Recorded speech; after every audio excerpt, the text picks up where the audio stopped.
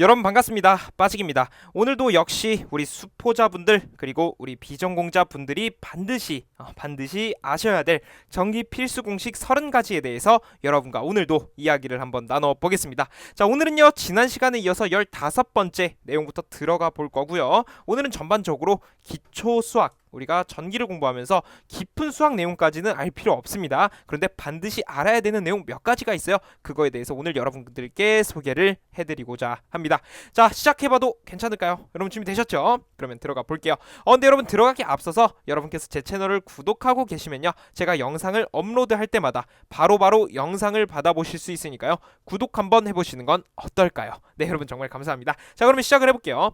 비례 반비례라는 주제를 가지고 왔는데, 우리가 수학적인 정의, 뭐 정비례, 반비례는 무엇인가 이런 거 접근하지 말고 예시를 통해서 한번 바로 들어가 볼게요.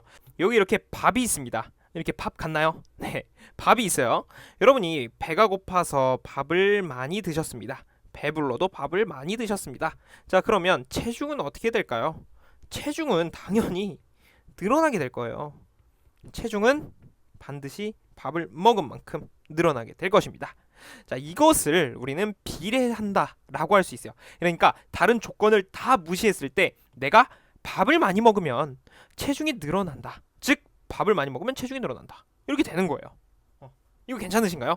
그래서 밥과 체중은 비례한다라는 것이 성립이 됩니다. 여기서 조건은 다른 조건을 다 무시했을 때예요. 그래서 이렇게 한번 해볼게요. 저는 체중 그리고 밥 비례한다. 그러니까 무슨 말이에요? 밥을 많이 먹으면 체중도 같이 늘어날 것이다. 이렇게 되는 거죠. 이것이 비례한다라고 우리는 이야기를 할 수가 있습니다. 그래서 밥과 체중은 비례합니다. 이렇게 우리가 말을 할 수가 있는 것이겠죠. 그래서 이런 관계를 우리는 비례한다 이렇게 생각을 해주시고, 자, 이제 안 되겠는 거예요. 야, 이거 밥을 너무 많이 먹었더니 내 운동을 좀 해야 되겠어. 그래서 이렇게 여러분이 이제 운동을 하는 거예요. 자, 제가 그림을 잘 못 그리기 때문에 여러분 다시 한번 이해해 주시면 감사하겠습니다. 자, 이렇게 축구를 하고 있는 거예요. 자, 이게 축구공입니다. 자, 축구공. 축구공 같지도 않네요. 네, 어쨌든 축구를 하면서 이게 땀을 막 흘리고 있는 거예요. 자, 그러면 여러분이 운동을 하고 계신 거잖아요. 지금 운동을. 그러면 지금 운동을 많이 했을 때, 자, 운동을 많이 하면 어떻게 됩니까? 이제 체중은 어떻게 되는 거예요? 다른 조건은 다 무시했을 때, 단순하게 운동만 많이 했을 때 체중은 올라간다, 내려간다? 내려간다.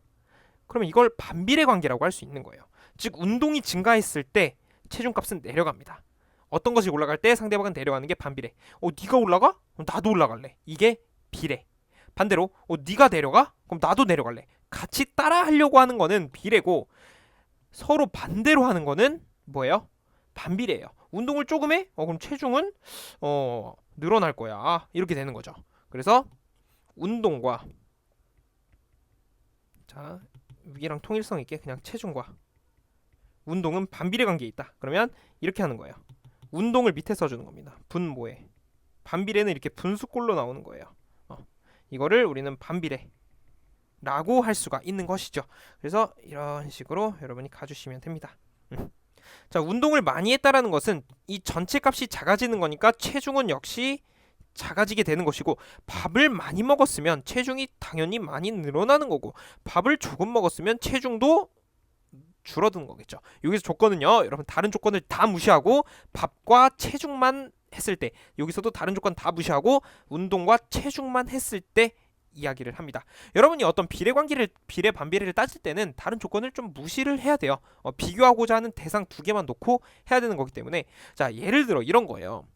I는 R분의 V라는 우리 유명한 옴의 법칙이 있습니다. 자, 이때 저는 I와 R을 비교하고 싶은데 V가 껴있죠. V는 무시하는 겁니다. V라는 조건을 잠깐 무시, 일정하다라고 놓는 거예요. 그러면 이 식이 어떻게 성립이 되냐면, 이게 I 그 다음에 R분의 1 이렇게 돼요. 왜 이렇게 되느냐? 지금 저항이 분모에 있잖아요. 그래서 얘가 일정하다고 했으니까 그냥 1로 놓는 거예요. 이런 식이 성립이 됩니다. 즉 저항이 증가를 하면 할수록 어떻게 되는 거예요? 저항이 증가를 한다. 그러면 전류는 당연히 내려가겠죠. 왜? 저항이 증가한다는 것은 이 전체 값이 작아지는 거고, 전체 값이 작아지는 거 곧 전류값이 작아지는 거죠. 그냥 물리적으로 생각을 해봤을 때도 저항값이 커지면 전류는 못 흐르잖아요. 반비례 관계에 있는 거죠.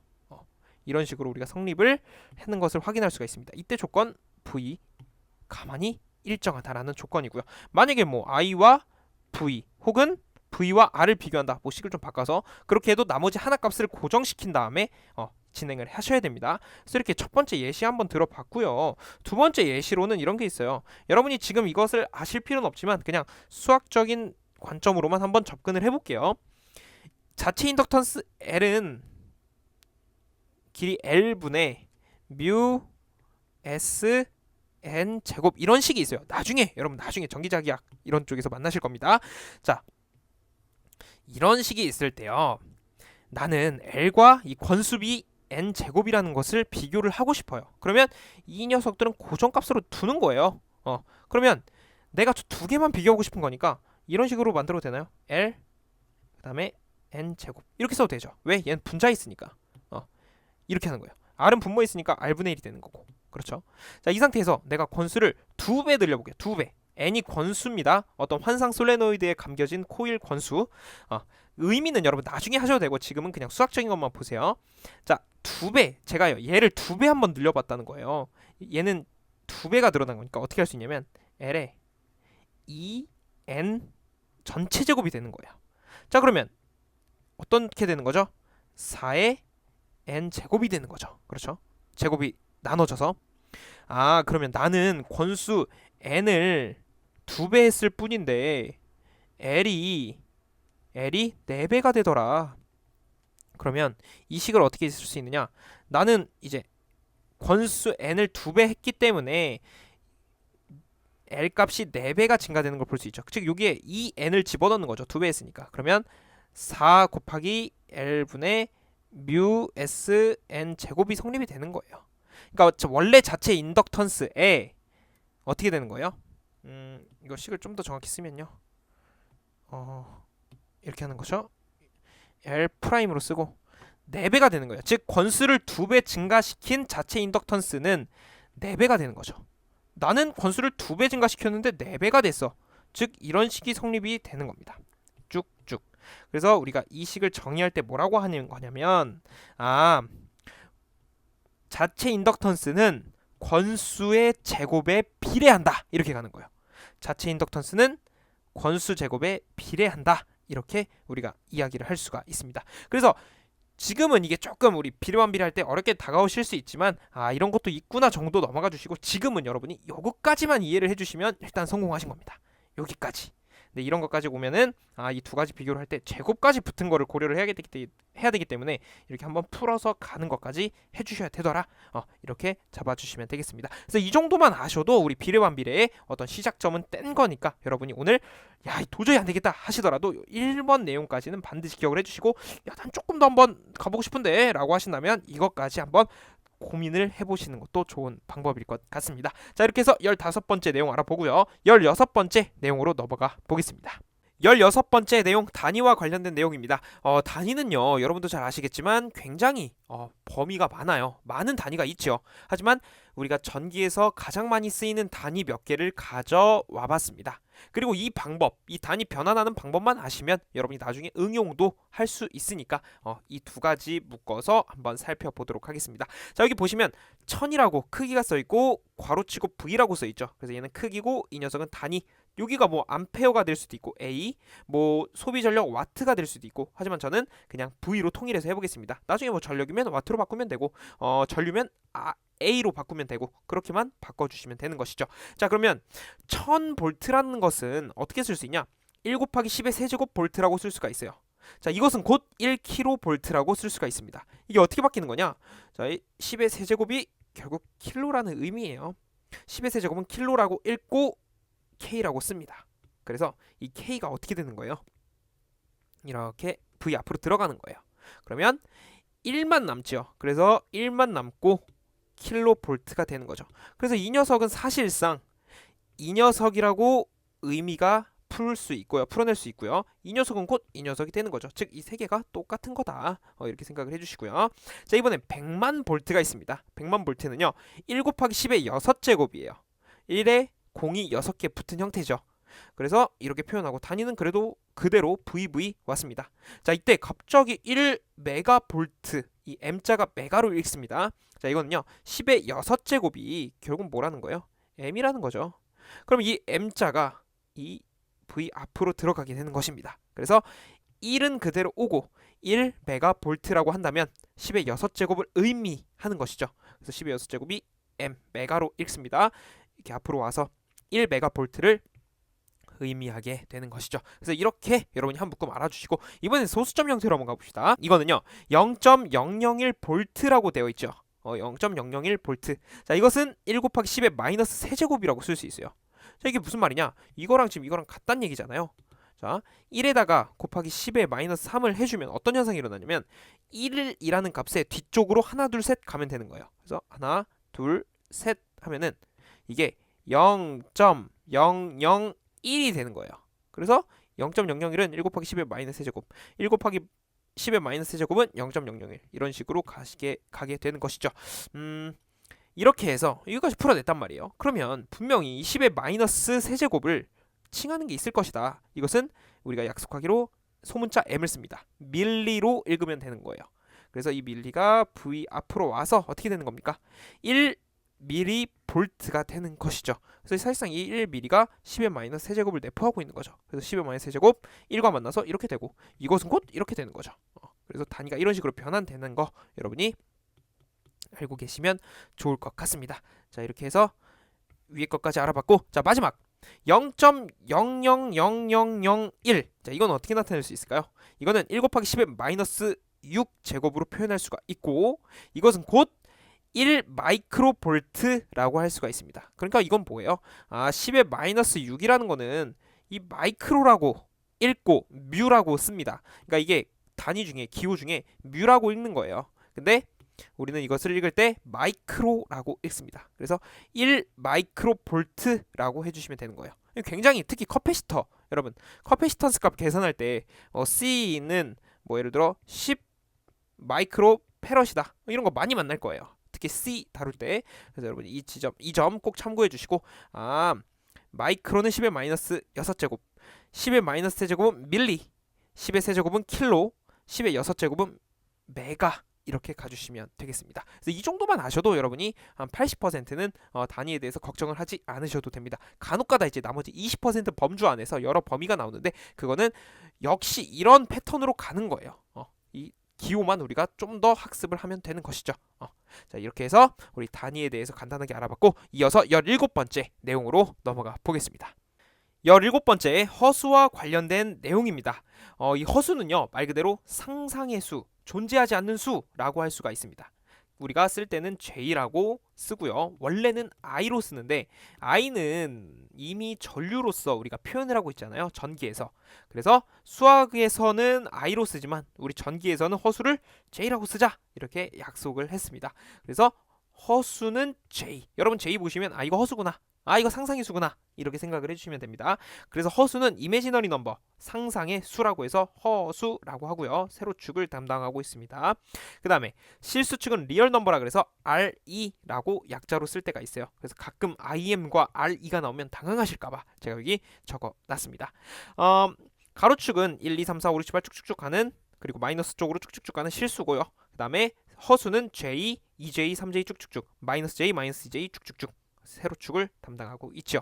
허수는 기본적으로 J는 크기가 1이고 각도가 90도라는 걸 반드시 일단 기억을 해주시고요. 그 다음에 이렇게도 표현할 수 있어요. J는 루트의 마이너스 1 이렇게 쓸 수도 있습니다.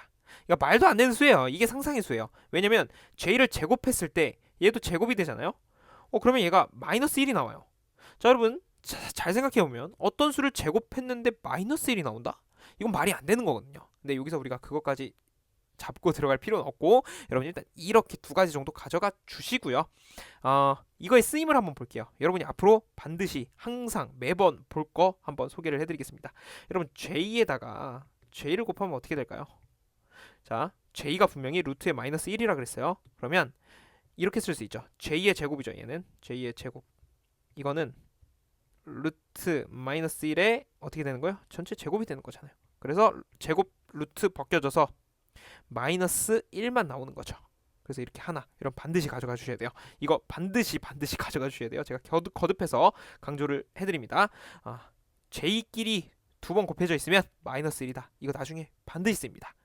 자, 그 다음에 J를 세 번 곱해볼까요? J 곱하기 J 곱하기 J. 자, 이거는요, J 제곱에 곱하기 J 제곱 곱하기 J로 쓸 수 있죠. J가 세 번 곱해진 거니까. 그러면 J의 제곱이 뭐래요? 이거 J의 제곱 마이너스 1이라면서요. 그러면 마이너스 J가 되겠네. 자, 그래서 첫 번째, 두 번째, 그 다음 세 번째까지 한번 해봅시다. 네 번째까지도 한번 일단 해봅시다. 자, 세 번째는 J 곱하기 J 곱하기 J 곱하기 J를 해봤어요. J를 네 번 곱했다 이거죠. 자, 이거는 이렇게 할 수 있을까요? J의 제곱 곱하기 J의 제곱은, 여러분 J의 제곱이 뭐라 그랬어요? 여기 J의 제곱 마이너스 1이라면서요. 마이너스 1 마이너스 1. 자, 그럼 마이너스 1 곱하기 마이너스 1이니까 얘는 1이 되겠죠. 여러분 이 과정을 반드시 알고 계셔야 돼요. 특히 1번 이거 꼭 알고 계셨으면 좋겠습니다. 이걸 여기 그래프상에서 한번 보면은, 자, J가 어디 있습니까? J 여기 있죠. J에다가 J를 곱하면 어떻게 되는 거예요? 마이너스 1이 되는 거예요. 그래서 J는 J에서 J를 곱하면 이렇게 올 수 있어요. 왜 이렇게 올 수 있느냐? 여러분 J는 크기가 1이고 각도가 90도라면서요. 즉 각도만 90도 움직이면 되는 거예요.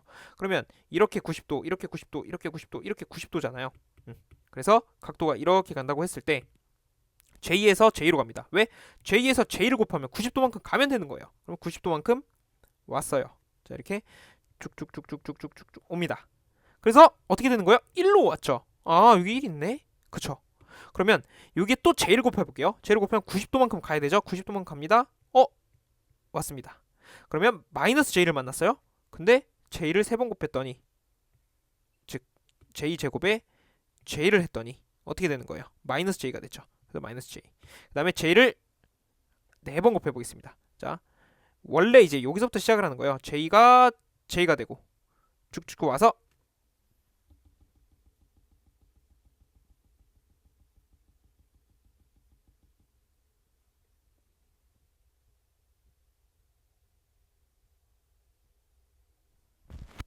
자, 이제 이것을 제가 여기서 증명을 한번 해볼게요.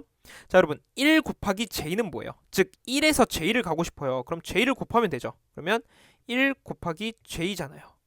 그래서 1 곱하기 J 하면 90도만 가면 돼요. 왜? 크기가 90도니까. 크기가 1이고 각도가 90도니까. 그래서 이렇게 왔어요. 자, J가 됐죠. 그래서 1 곱하기 J를 했더니 J가 됐어요. 그러면 J에다가 한 번 더 J를 곱하면 어떻게 될까요? 즉 얘가 J가 된 거잖아요, 지금. 1 곱하기 J가 J니까. 여기서 J를 또 곱했어요. 그럼 이제 이 과정으로 가는 거죠. 마이너스 1을 가야 되겠죠. 그래서 이렇게 마이너스 1로 향합니다. 자, 마이너스 1에서 또 J를 곱하면 마이너스 J가 되겠죠. 왜? 지금 J 세 번 곱하니까 마이너스 J가 됐잖아요. 그러면 한 번 더 J를 곱하면 다시 원상태로 돌아오는 거죠. 그래서 다시 원상태로 돌아오게 되는 것이죠.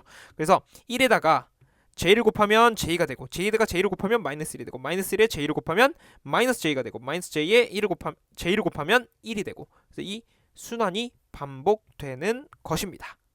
네, 여기서 키포인트 가져가야 될 거는 JJ는 1이다. 이것만 가져가도 돼요. 그리고 하나 더, J는 크기가 1이고 각도가 90도다. 이것까지. 그러니까 여기서 가장 중요하게 보셔야 될 거, 이 녀석 이렇게 가져가 주시면 되겠습니다. 그럼 이게 어떤 계산에 사용이 될 것인가? 이런 거예요. 제가 여기 간단하게만 해보면, 여러분 그 3 더하기 4가 뭐예요? 3 더하기 4. 자, 3 더하기 4는요. 3 더하기 4는 7이 나올 거예요. 그러면 우리가 그래프상에서 얘는 다 실수잖아요. 그러니까 세로축이 있을 필요가 없죠. 가로축만 쓰면 되겠죠. 얘가 실수축, 얘가 허수축이라고 했을 때, 그러면 3 더하기 4라는 것은 오른쪽으로 1, 2, 3만큼 간 다음에 4칸을 더 가라는 거죠. 하나, 둘, 셋, 넷. 그럼 이게 총 길이가 하나, 둘, 셋, 넷, 다여, 일곱 해서 7이라는 값이 나오는 거잖아요. 이 전체 길이가 7이라는 값. 이거는 실수의 계산이고, 만약에 여러분이 이런 거 만나면 어떡할까요? 3 더하기 J4예요. 이것도 그냥 7이라고 할 것인가? 절대 안 되죠. 여러분 절대 안 되죠. 이때 허수의 개념이 도입이 되는 거예요. 4 앞에 J가 붙었으니까. 그러면 이럴 땐 어떻게 하면 되느냐? 자, 여기 이렇게 허수축, 다시 실수축, 허수축이 있다고 했을 때, 자, 3만큼 실수축에서 움직입니다. 하나, 둘, 셋. 이게 3인 지점이에요. 그렇죠? 그러면 4만큼 또 가야 되는데 4만큼 이쪽으로 갈 것인가? 아니죠. 왜? J4니까 허수축으로 움직여야죠. 그래서 하나, 둘, 셋, 넷 해서 여기가 J의 4인 지점이에요. 아, 그러면 얘네 둘을 만나는 지점을 보니까 결국에는 이 지점에서 만나네. 이것의 크기를 구하려면 원점에서 대각선으로 긋습니다. 그러면 지금 직각삼각형이 만들어졌다. 그쵸? 그래서 직각이고 여기가 세타라는 값을 얻어낼 수가 있죠. 자, 그러면 여기서 우리가 얻을 수 있는 단서 밑변은 3이었죠. 높이는 4였어요. 그래서 여기가 4니까 여기도 4라고 할 수 있잖아요. 그렇죠? 그래서 여기가 4예요. 직각이래요. 그러면 피타고라스 법칙에 의해서 이 크기는 어떻게 구할까요? 우리가 궁금한 이 크기. 우리가 궁금한 건요, 여러분 이 크기예요. 이 크기를 이렇게. 자, 이 크기가 궁금한 거예요. 이렇게 대각선의 길이죠. 그러면 피타고라스 법칙에 의해서 밑변의 제곱 더하기 높이의 제곱은 빗변의 제곱과 같다. 이렇게 성립이 되잖아요. 그래서 얘를 계산할 때는요. 이렇게 해야 돼요. 3의 제곱 더하기 4의 제곱은 어떤 네모의 제곱이 되겠죠. 우리 네모 구하는 거죠. 이 네모가 곧 이 빗변의 길이가 되는 거고요. 자, 그러면 이 제곱을 없애볼게요. 그럼 양변에 루트를 씌워주면 돼요. 그러면 루트를 씌웠다라는 것은 루트 3의 제곱 더하기 4의 제곱은 그냥 네모가 되는 거죠. 그래서 이 네모는 5가 되는 거예요. 이거 계산기 놓고 두들기면 5가 됩니다. 그래서 이 길이는 5. 즉 3 더하기 4. 3 더하기 4는 크기 값이 5가 된다라는 것이죠. 이렇게 가주시는 겁니다. 물론 이게 지금 여러분 처음 보시는 거라 좀 복잡해 보일 수 있지만 우리가 계산할 때 일일이 뭐 이런 거 그릴 필요는 없습니다. 우리가 이런 원리를 지금 파악하기 위해서 그림을 그린 것이고 그냥 앞으로 이런 거 만나잖아요. 그러면 크기 구하래. 얘를 그러면 루트에 3의 제곱 더하기 4의 제곱해서 크기는 5다 이렇게 가주시는 거예요. 절대 7로 쓰면 안 돼요. 여기 J가 붙어있기 때문에 그렇게 해서 허수라는 개념을 이렇게 가주시고 다시 한번 언급드리지만 J는 크기가 1이고 각도가 90 굳이 숫자로 나타내면 루트에 마이너스 1 그 다음에 반드시 JJ는 마이너스 1이 나온다라는 사실까지만 오늘 여러분 가져가 주시고 이런 형태가 나오면 루트에 제곱 씌워서 크기 구하자. 그거에 대한 원리는 이거였다. 이렇게만 가주셔도 오늘 성공하신 겁니다. 자, 허수는 이 정도로 알아보고요. 우리는 18번째 내용으로 넘어가 보겠습니다. 18번째 분배 법칙과 이항 정리에 대해서 아주 간단하게만 여러분께 소개를 해드릴게요. 분배 법칙은 이렇게 한번 예시를 들어볼 거고 이항 정리는 이거를 통해서 한번 예시를 들어보겠습니다. 자, 분배 법칙은 말 그대로 분배를 해준다 이거고요. 이항 정리는 양옆으로 왔다 갔다 한번 해보자 이거예요.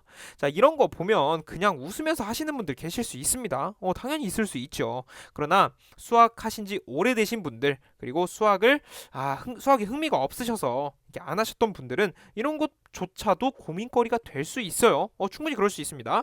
그래서 자세하게 빠르고 간편하게 한번 알아보겠습니다. 자, 이렇게 하는 거예요. 이런 식으로 두 개가 곱해져 있을 때는요.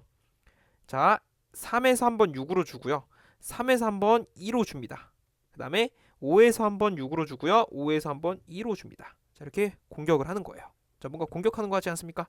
자, 이 상태에서 한번 해봅시다. 한번 해보자고요.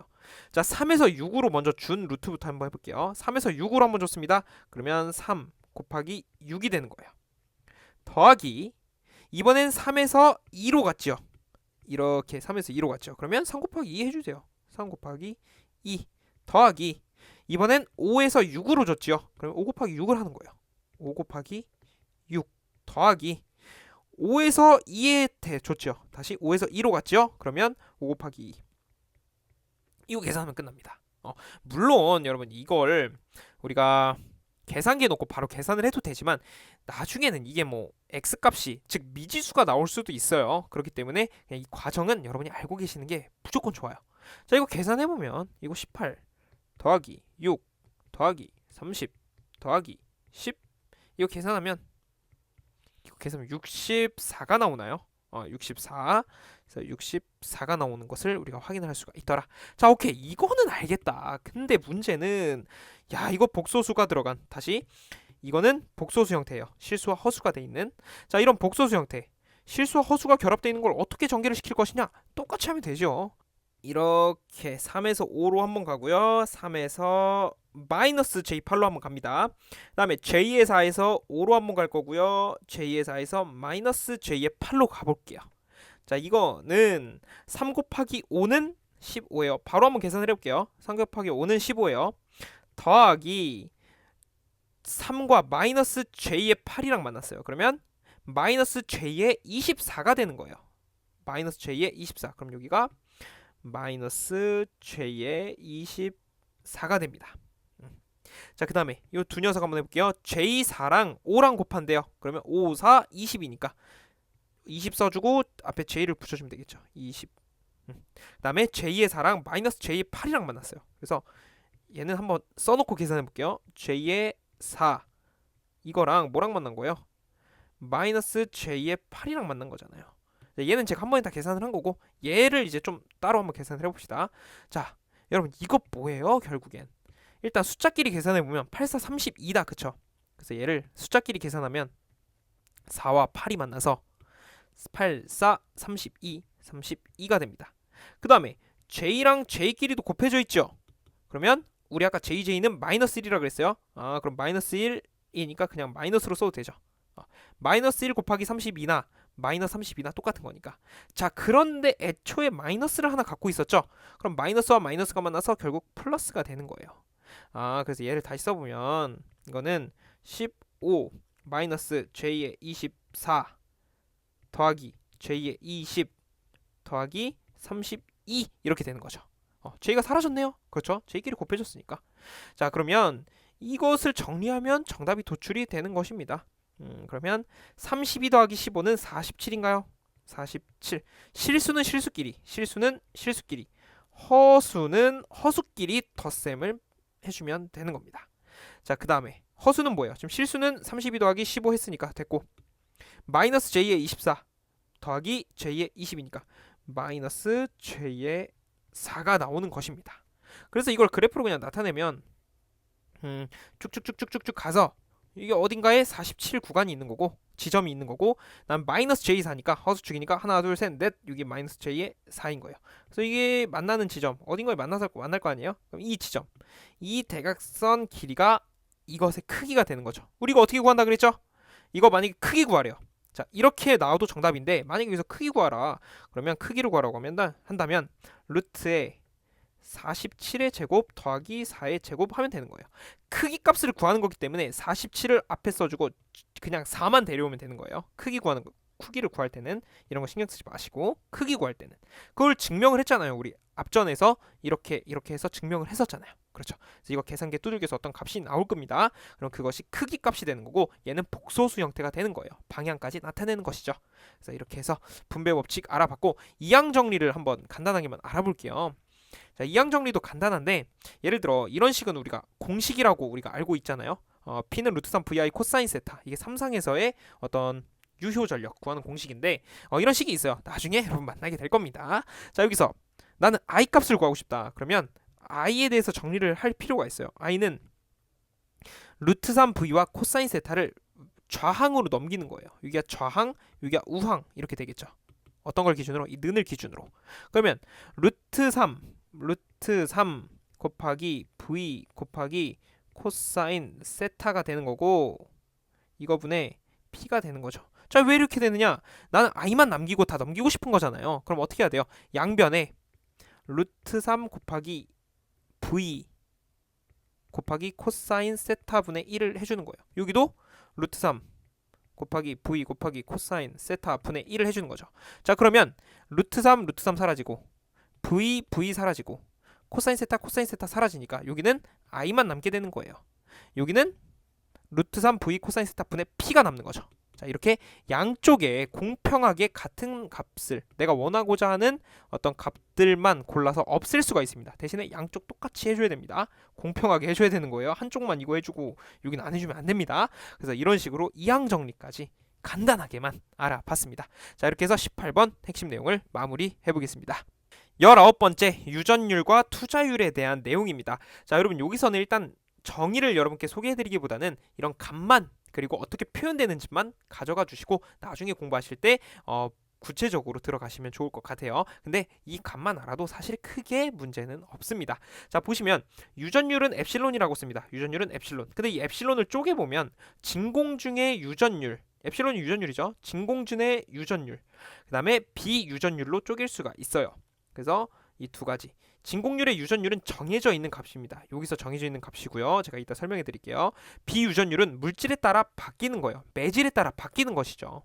그리고 투자율은 이제 자계에서 이야기를 하는 건데 이 투자율 뮤라고 씁니다. 아까 그 단위의 뮤랑은 이제 같은 기호지만 다르게 읽는 겁니다.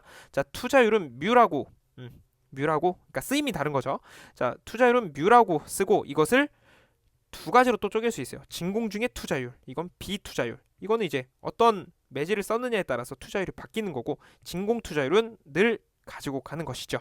그래서 간혹 가다가 이런 게 없이 나오면 어떤 진공 중에서만 우리가 값을 찾으면 되는 거고 이렇게 들어와 있다면 즉 비유전율이 문제에서 주어져 있다면 이렇게까지 우리가 적용을 시켜줘야 된다는 거. 그래서 여러분 이거 통째로 가져가 주시면 되겠습니다. 아, 유전율 쪽이면 이렇게 되고 투자율 쪽이면 이렇게 되는구나. 그런데 진공 중의 유전율은 우리가 반드시 알고 있어야 되는 값. 8.85 곱하기 10의 마이너스 12제곱 페러 퍼 미터 이렇게 가주시고요. 뮤 제로 즉 진공 중의 투자율은 4파이 곱하기 10의 마이너스 7제곱 헬리퍼 미터 이렇게까지 가주시면 됩니다. 그래서 오늘 제가 여러분께 간곡히 부탁드리고 싶은 건 사실 이 두 가지 값을 좀 암기를 해주셔라. 그겁니다. 이건 반드시 알고 계셔야 됩니다. 이 두 가지 값. 자, 첫 번째 이 두 가지 알고 계시고요. 그다음에 유전율이 이렇게 두 가지로 쪼개지는구나. 투자율이 이렇게 두 가지로 쪼개지는구나. 이 사실만 알고 가셔도 돼요. 자, 여러분 다시 이 값 반드시 외워주시고요.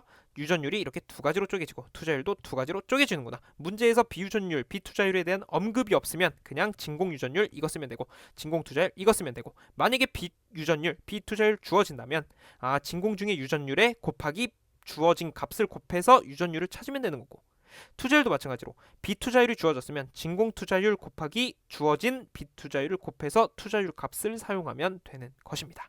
그래서 이렇게 해서 19번째 내용까지 여러분과 함께 해봤습니다. 여러분 오늘은 좀 어떠셨나요? 오늘은 주로 기초 수학, 우리가 전기를 공부할 때 반드시 알고 있어야 되는 기초 수학과 이런 유전율과 투자율에 대해서 간단히 우리가 암기할 내용만 여러분께 소개를 해드렸는데 저는 이제 오늘은 이만 맞춰보고요. 20번째 핵심 내용부터 다시 이제 좀 전기적인 내용으로 돌아오도록 하겠습니다. 여러분 오늘도 함께 공부해 주셔서 너무 감사드리고 저는 다음 영상에서 찾아뵙도록 하겠습니다. 여러분 감사합니다.